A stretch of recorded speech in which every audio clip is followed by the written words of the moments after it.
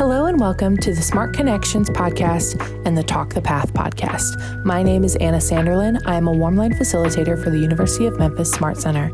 The University of Memphis School of Social Work Smart Research, Training, and Treatment Center aims to provide evidence-based interventions for school-based mental health programming, increase access for school-based behavioral health programming in underserved areas, offer training on best practices in telebehavioral health, develop opportunities to research the use of technology in practice, and provide direct services to the state's most vulnerable populations. You can call the Smart Center at 901-678-1636. The University of Memphis Smart Center, in conjunction with the University of Tennessee, Knoxville, and the Tennessee Department of Mental Health and Substance Abuse Services, would like to present the Pathways to Behavioral Health Careers Project. The goals of the Pathways Project are to provide education and information on the various career opportunities in the field of behavioral health through presentations, increase interest in students in the field of behavioral health, provide opportunities for guidance with information regarding college, university programming that result in degrees for professions in the field of behavioral health, connect students with students in behavioral health programs and professionals in the field for further research. This podcast will feature students and professionals in the field to give a clear picture of the daily duties of these roles and how they help support their communities.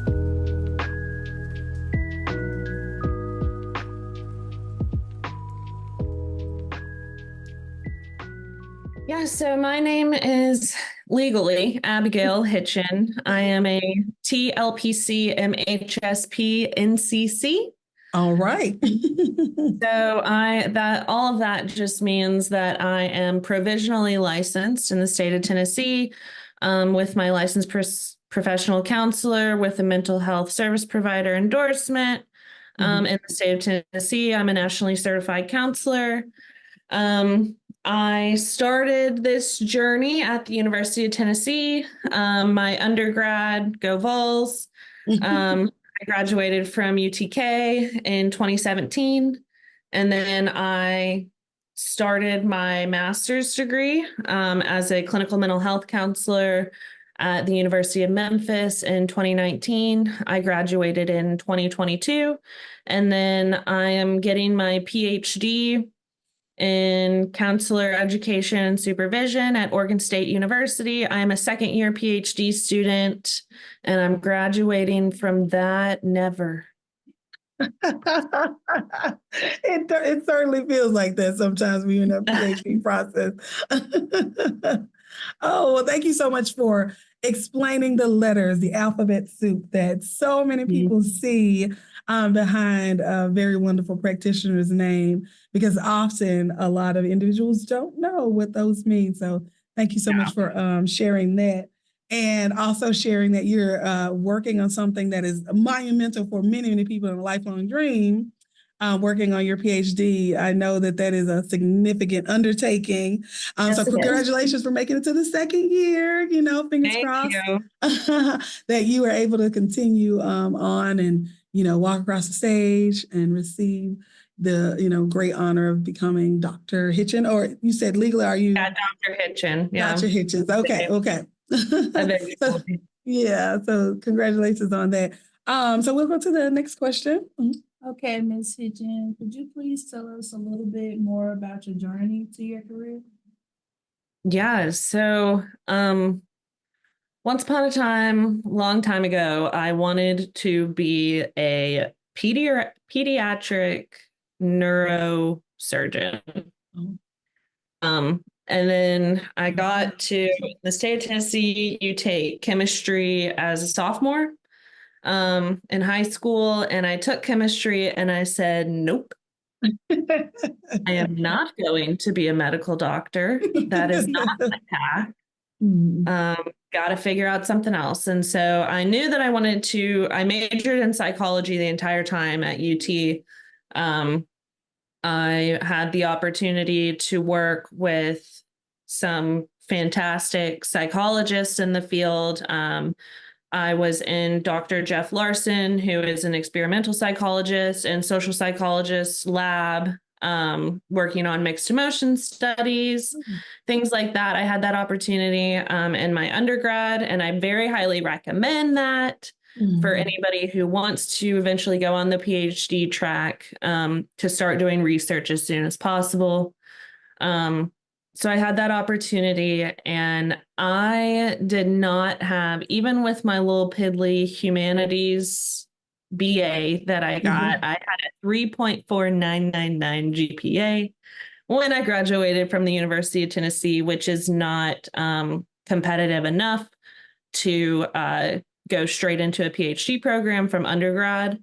You really need a 4.0 or higher to be competitive for clinical psych doctorates, which, fun fact, clinical psych doctorate degrees are some of the most, it's more competitive and more difficult to get into than medical school. So my little plan that I had, thinking that I was going the easy way around, was actually more challenging. So when I graduated, I needed more research experience. So I began, I got a job as a rural researcher for UT-HSC here in Memphis. And I was doing diabetes behavioral research in community, and exclusively with like rural communities or communities that didn't have appropriate health research. So we were doing behavioral health interventions with basically, God, what's the correct term? Like high risk diabetes clients. So we were looking at motivational interviewing and things like that, those types of interventions for diabetes patients to see if that lowered their A1Cs and had better health prognosis. So I did that for 3 years under Dr. Bailey at UT. And I have done more psychometric tests than I ever thought I would give in my entire life. I can probably give a GAD just in my sleep. I did it for 3 years. So I did that. And in that journey, about 2 years in, I was like, okay, I am not going to be one of those competitive, stellar, crazy, like clinical psych people. But one thing that I really learned in doing behavioral health research is I really liked talking to people, and I liked sort of that one-on-one intervention. That talk therapy really made sense to me. So I worked for the National Suicide Prevention Line in undergrad, and I was trained very cursely in active listening. And that was the only modality that we were given to discuss with people. And so I used that in working with clients one-on-one and participants in the research study. And I was like, you know what? I think I like this. And so I actually applied to U of M's clinical mental health LPC program like a day before the deadline. Oh, wow. Like, you know what? I'm just going to do it. I'm just going to get back in school. Like, I got in, passed my interview, all the things. I don't even know if they still do interviews anymore, but back in my day, they do. Okay. Yeah. They did do interviews back then. And now, so I did that. And then when practicum time came, I was working full time at St. Jude. I was a research administrator at St. Jude, and nobody wanted to deal with me and my schedule because I was working full time at St. Jude. Granted, I was remote at the time. And if you're familiar with research, then you have really busy times and you have low times. So I just needed a site that was going to be able to work with me and also allow me to like take a meeting in the middle of the day or whatever that I needed. Because I was working at St. Jude to do that at the same time. So Thistle and Bee, where I am now, I started working there, and here I am. Oh, and then I graduated in 2022, and I started my PhD in 2022. All right. Well, first, that sounds like such a rich, vast, diverse set of experiences. And the first thing I want to kind of go back to is you sharing that there was a moment in your journey where you realized this really is not for me. I really appreciate hearing that, because so many times when you've invested any kind of resource or time into something, it's really scary to think, oh, I have to pivot, Yeah. So to hear someone say there was a very crystallizing moment in this class or this working with this particular person that let me know, maybe I need to kind of reset. It's really good to hear, because I know for young people coming into the field, a lot of times that's guided by, maybe a counselor at their school or what their parents think is important. And so you go a year or two, and maybe at the end of that first year, you're not feeling it as much, but you're worried about what people's responses will be, or the fact that you already paid for a year. So to hear you say, I had that experience and now, I want to pivot, and you were still able to get to eventually what made the most sense for you, really, I think is really good advice for them to hear.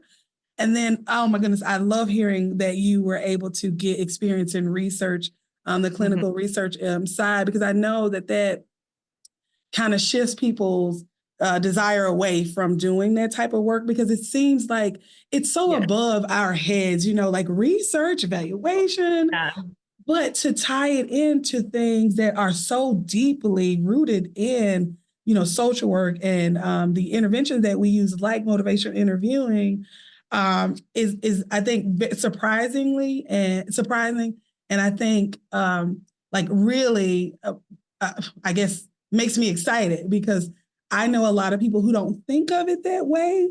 So to have something like this that kind of lays it out, like here is a way to do research and evaluation and impact such a huge population. I know exactly the type of work that you are doing with the high-risk diabetes group, to be able to look at that in that targeted way. Does motivational interviewing help prompt their behaviors for something that could be so devastating to their lives? Who would have thought, behavioral health intervention could lead to those types of outcomes? So, I mean, mind blown when you said that, like, wow, that you can absolutely use it that way. So it sounds like you've had a really great, experience that helps you develop professionally, but you've left a huge impact with the research that you've done in those areas and creating, a pathway that's not known to so many. So happy to hear, that those are opportunities that are out there. And for those who will listen to this, we've got this kind of different set of wants and match them up with the availability across the fields.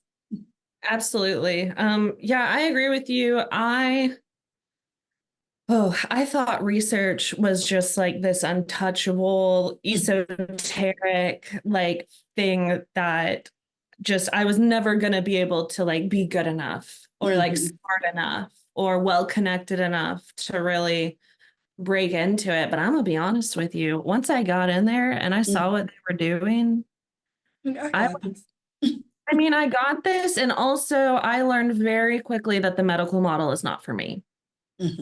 I learned very quickly that the bureaucracy and the dealing with the federal government is not my jam. It's not that girl. I am not that. I believe in the purity of processes and like behavioral health interventions and like how nuanced it becomes to be able to fit it into the molds that are necessary to do large scale research like that. It just felt like it's great research, and I'm sure we made impact, and I know we made impact because I was the person who was directly dealing with participants in that capacity. But it also just feels like within the confines of research, like if you're going to be touching these populations, and if you're going to be the one person that is able to talk to them, to be able to have the resources to go to a rural clinic in the middle of nowhere and be that person, that's that first resource for people, it just felt like it wasn't enough because of the framework in which we were operating under. And that's really my wake-up call, because I was like, I just don't think that pursuing, like, it's great what you're doing, and do what you can with what you have, where you are, right? And if it doesn't feel good, then it's your responsibility to find a way to also like fill in those gaps. And research can be so strict in that way where you don't get gaps. You just have what you have.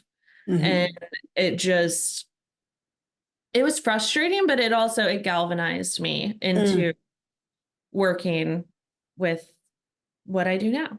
So good. So the next question that we have is, did you always know you wanted to work? And I guess you kind of answered that a little bit, if you can expound in this particular area.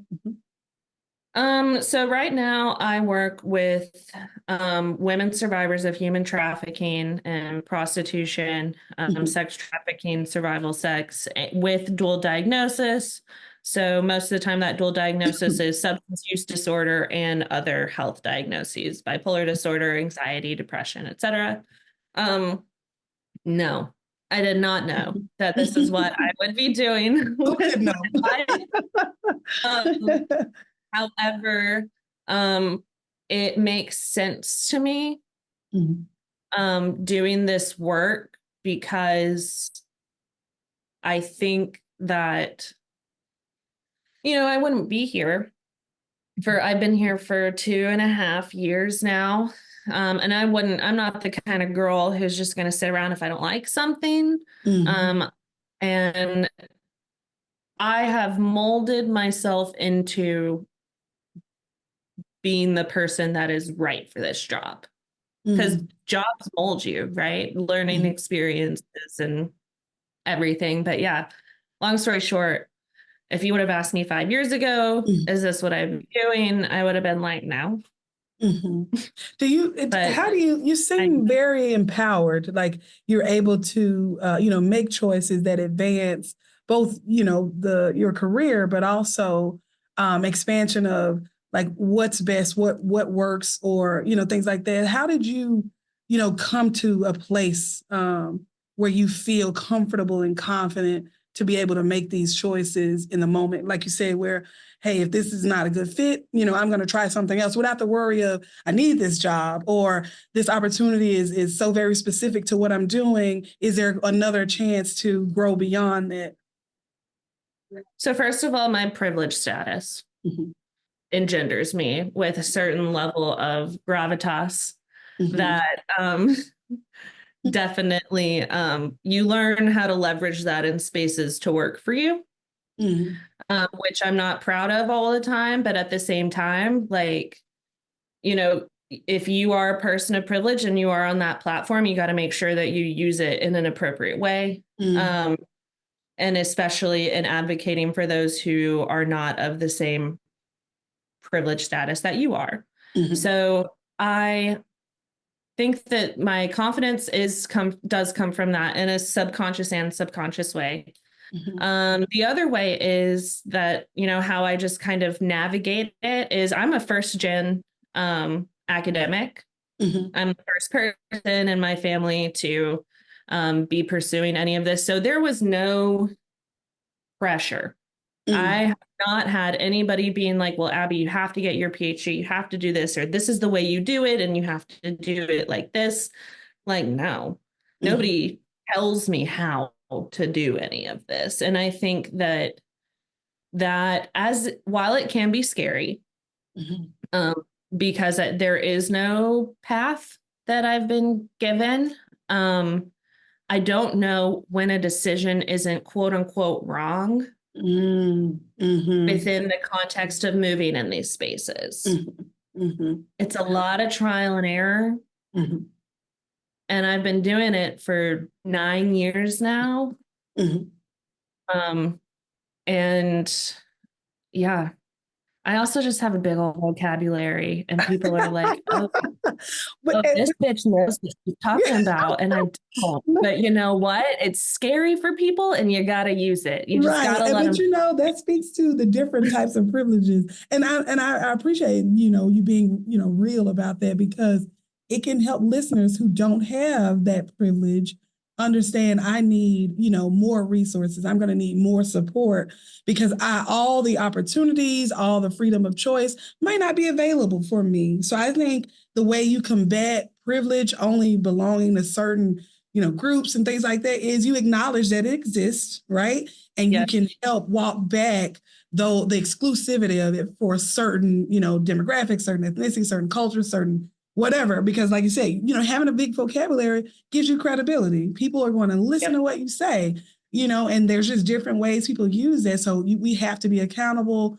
and responsible, for what that privilege gives us and the legacy that we leave, the opportunities that we create for others. So that's very real of you to, acknowledge that in that way. So thank you for that, because I think that, like I said, the people who hear this, it's so rare to hear people talk about it in that way without being combative or defensive, or you have to fight against people saying that that's not a real thing. So that's so hugely important, It's 70+% of people who are in this field look just like me. Mm-hmm. They're little white ladies with a good heart. And they're here to, listen or whatever. And so I'm not an anomaly because I am the majority. And if you don't acknowledge that and combat that, because especially in a community like Memphis, like there are inherent power dynamics within the room whenever you walk into it, because you might be walking in with your little good intentions. But like the fact of the matter is that you are always evaluating those power dynamics and that privilege that you have. And if you don't use that in a day-to-day, every person that you talk to way, and you don't acknowledge, like, I understand that I'm a person of privilege because I was able to go to college. I got that college paid for. I didn't have to work. I didn't, all of those things, like, then you're missing 90% of the picture and you're just exacerbating the system and the inequities that it doesn't function with. Like, and why be why waste your energy on being defensive or combative? Because like you are the problem. Like, right. Right. And as much as you can be the problem, you can drive the solution, like you said, by that cyclical evaluation of each moment, whether or not you're abusing it, you're contributing to it, or you're working to eradicate the effect, the magnitude of the effect. So I wholeheartedly agree with that statement, being recognizing the problem, adding to the solution, being solution driven when it comes to those types of things. So, but like I really, really thank you so much for sharing that particular, thoughts on that particular subject, because it's just not something we get to talk about in that way. And I really appreciate it. My next question is, you can make the next question. I would like to ask you, if you could go back in time, would you choose a different path? Why not? I think, no, it's going to sound crazy, but if I could go back in time, I would choose an MD PhD path. And I know that sounds masochistic. It's because it is. But it's because there's such a disconnect between the medical model and the behavioral health model. And because I've worked on both sides my whole career, I've been in both capacities. The chasm that exists between how we function on a medical level and how we function with behavioral health, that's where we lose people. That divide. And, we look at integrated behavioral health theories and things like that. But the fact is, like, if you don't have doctor in front of your name when you walk into those spaces, your credibility or what you think is best oftentimes is inherently minimized because there's that level of privilege that comes with just a bunch of letters. So that's why I would want to do it. Now it's not too late. I could go get my MD. I don't want to. I'm not, I'm getting older.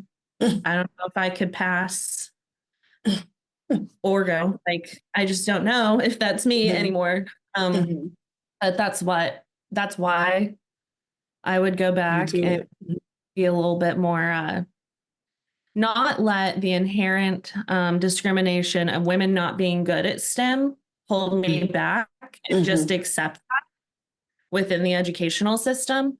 Because I really just did, and it was okay that I wasn't good at STEM, or at least it was okay that as a woman, I wasn't good at math. But it's not that I wasn't good at math. It's that I was actually discriminated against when I struggled, because women aren't supposed to be good at math anyway. And I've realized that in my education now. And so, really, I'd go back in time and be more of a feminist quicker. Right. I was just thinking that, like, be able to be more righteous. Like, you're supposed to help me. You're supposed to recognize that this is a gap for me. And there are things that we can do to increase my skill and my understanding. And you shouldn't just say, well, maybe girls just don't get it. So, I'd go back to my 7th grade algebra class and fight a little harder. Right. And I think about that when I work with within the schools, how teaching is done a lot of times across subjects like that. There are biases that affect the way teachers engage certain sets of students, right? So if you have your formative years where you're learning that foundational information that helps grow your STEM skills, and you're not getting that targeted attention, you're not getting the good follow-up, you're not getting people that are looking at your assessment data and saying, here's a gap, let's fill it with these resources and this need, then that's an underdeveloped area for you for a long time. And those biases create that. They're not calling on you as much. They're not recognizing the need, or they are elevating other students over others because of their gender. So you're absolutely right. By the time we realize that sometimes, we're well past being able to say something to those particular individuals in those school systems. But as we become, advocates, and as we develop professionally, we realize that exactly what you're saying. We have to utilize those moments, whether it's the position we have, whether it's access we have, whether it's, championing a certain cause, all of that to try to, again, walk back those things that typify the problems we see for, different groups when it comes to STEM, when it comes to advancement. And then when you talked about that integrated health model, there's just so much research, right, that's available that tells us this is the way we should be doing this. We should have integrated health and medical interventions, together. You should be able to, your doctor should be very well and aware of all of your presenting symptoms that you talk to about your mental health professionals, but we have not reached that mountaintop yet. So we've got individuals, like you and others who will push that, agenda, that practice forward, so that it's not these isolated, instances of that happening, in certain clinics and in certain areas. It needs to become a standardized, way of medical interventionist practice. So yes, I hear you wholeheartedly on that. Next, our last question actually is, what would you suggest to young people who are trying to identify whether or not a possible career in behavioral health is right for them? So what advice would you give? Get in early. Get in early. Okay. So the University of Tennessee has a fantastic psychology program. And I was very fortunate to be a beneficiary of that education. And there are quasi-clinical opportunities everywhere. You just have to take them. So, for example, I got the opportunity to be trained in and get class credit for learning how to work on the National Suicide Prevention Line. And, it sounds scary. It feels scary. You're like, I'm 20, I'm 19, whatever. Who am I to be the one, answering the phone and having that kind of responsibility? And it is scary. However, it's still going to be scary when you're 30 and you're doing it and it's you and one client and they're like, I don't know about this living thing. Just you have 10 years of experience in between that, and that helps so much. So, it's so cliche, but like you take a stab at it. You get those opportunities. If it sounds too good to be true, let it be too good to be true. And because people don't necessarily always use those opportunities. So you get to be the person who's like, okay, this thing sounds really terrifying. So let's go. Give it a try. Yeah. I think, very, very sound advice, especially getting in early.